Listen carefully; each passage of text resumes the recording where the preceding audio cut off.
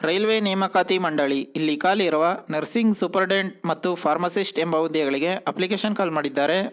ಒಟ್ಟು ಹುದ್ದೆಗಳ ಸಂಖ್ಯೆ 1376. ಉದ್ಯೋಗ ಸ್ಥಳ ಅಖಿಲ ಭಾರತ.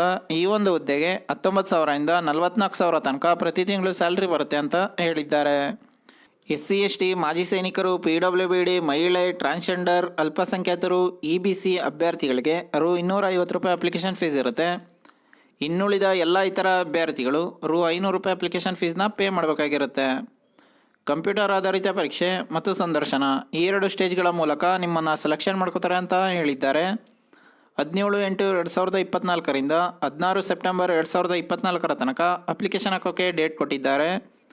indianrailways.government.in ಈ ಒಂದು ವೆಬ್ಸೈಟ್ನಲ್ಲಿ ನೀವು ಅಪ್ಲಿಕೇಶನ್ ಹಾಕ್ಬೋದಾಗಿದೆ. ಇನ್ನು ಈ ಜಾಬ್ಗೆ ಸಂಬಂಧಪಟ್ಟ ಅಫಿಷಿಯಲ್ ನೋಟಿಫಿಕೇಶನ್ PDF ಅನ್ನು ಈ ವಿಡಿಯೋದ ಡಿಸ್ಕ್ರಿಪ್ಷನಲ್ಲಿ ಕೊಟ್ಟಿರ್ತೀನಿ. ಒಂದ್ಸಲ ಓದ್ಕೊಂಡು ನಂತರ ಅಪ್ಲೈ ಮಾಡಿ. ಅಪ್ಲೈ ಮಾಡೋ ಎಲ್ರಿಗೂ ಕೂಡ ಆಲ್ ದ ಬೆಸ್ಟ್.